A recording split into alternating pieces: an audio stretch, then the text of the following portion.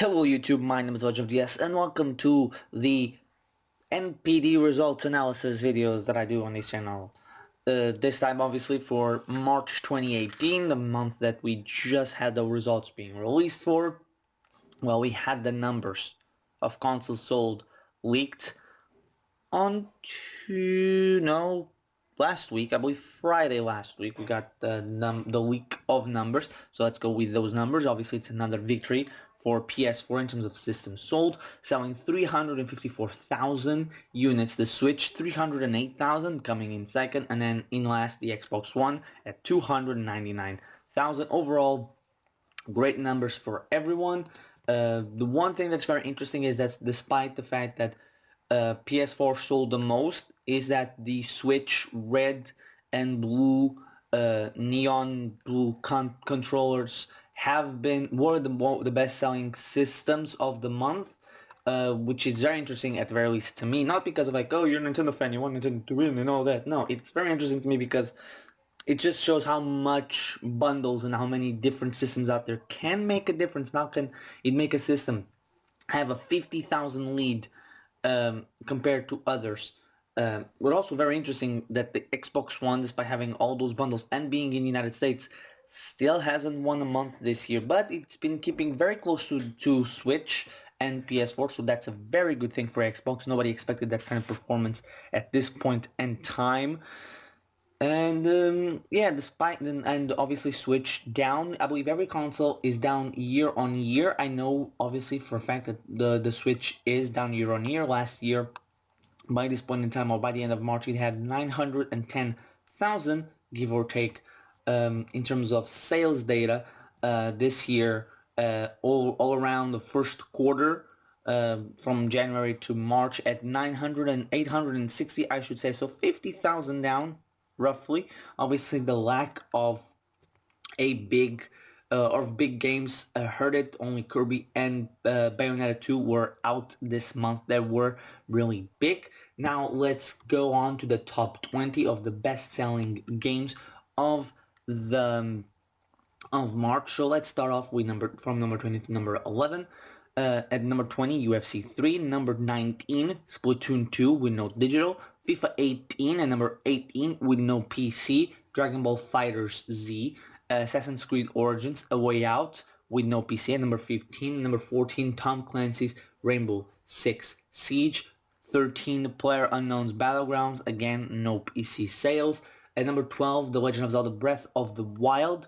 And at number 11, at Super Mario Odyssey, both of these without digital sales. So after a full year, Breath of the Wild not on the top 10 best sellers, but there is something that happened this month that was a crap ton of new releases. As I'm counting, and if I'm not mistaken, in the top 10 of March, we have five, I believe if I'm not wrong, five brand new games make it to the top 10.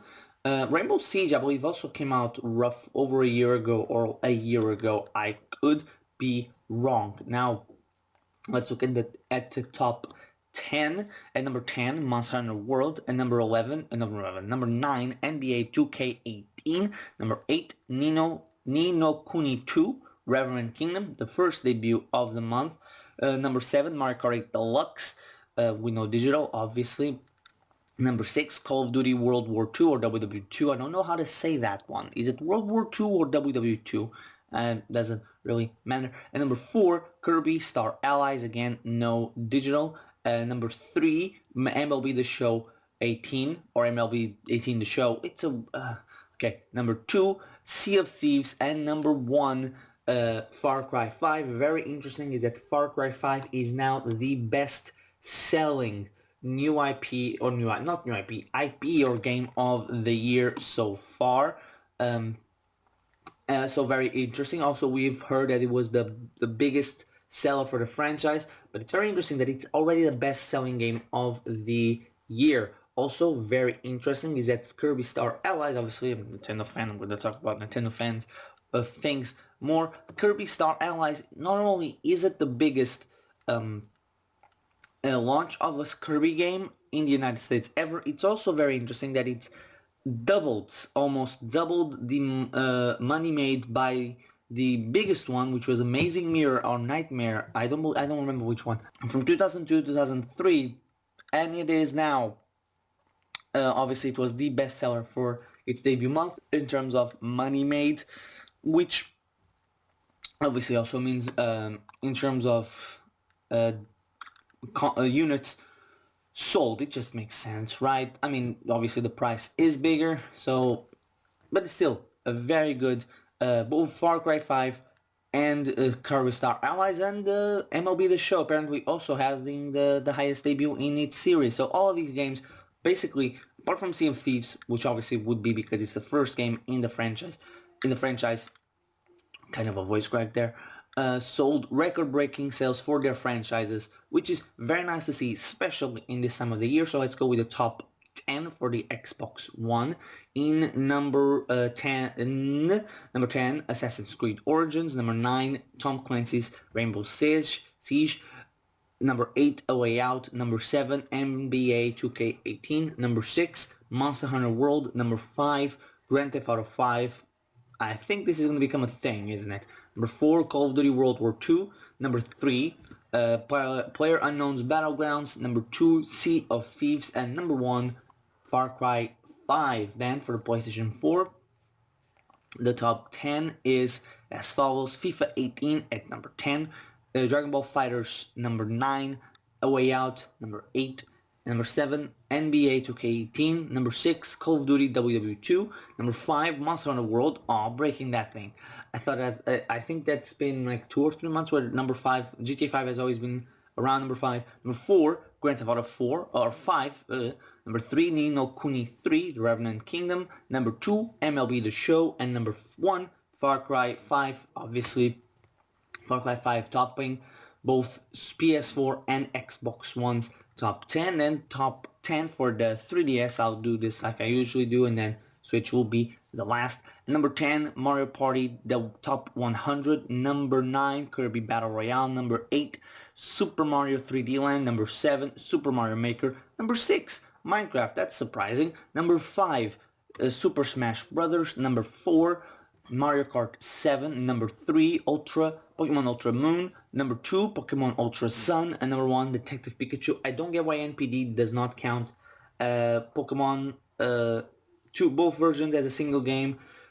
They really should, and I have a feeling that by the end of the year we're going to have 2 versions of the game on the Switch, and probably always in the top 10 or near the top 10. We are seeing that with a lot of other games, so let's talk now, obviously, to the top 10 best-selling Nintendo Switch titles for the month of March. Number 10, ARMS. Number 9, Elder Scrolls V Skyrim. Number 8, Bayonetta 2. Number 7, Pokémon Tournament DX. Number 6, Mario and Rabbids Kingdom Battle. Number 5, Splatoon 2.